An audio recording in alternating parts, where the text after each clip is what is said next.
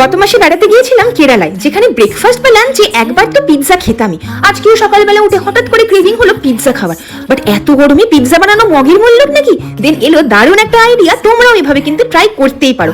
পেঁয়াজ ক্যাপসিকাম হালকা করে কেটে শ্যালো ফ্রাই করলাম অল্প একটু রিফাইন তেলে, আর কর্ন অ্যাড করে দিলাম একটু হেলদি বানাবো বলে। জেনারেলি এটা বয়েল করে নেই, বাট লো ফ্লেমে কুক করলে বয়েল করারও কিন্তু কোনো দরকার নেই। নুন দিয়ে ভালো করে ফ্রাই করে এইভাবে কিন্তু ব্রেডের মধ্যেও দারুণ পিৎজা বানানো যায়। তো যদি বাচ্চারা সকালবেলা স্কুলে যায় বা বড় যদি তাড়াতাড়ি অফিস থাকে, এইভাবে কিন্তু ট্রাই করতেই পারো। ভীষণ ইয়াম্মি অ্যান্ড টেস্টি হবে।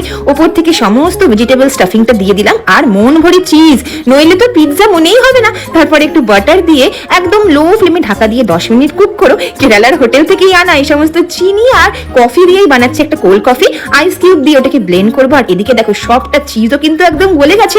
আজকের ব্রেকফাস্ট তো জমে যাবে। তো তোমরা যারা যারা পিৎজা লাভার আছো, এইভাবে কিন্তু অবশ্যই ট্রাই করো, আর পেজটা লাইক ফলো শেয়ার করতে ভুলো না।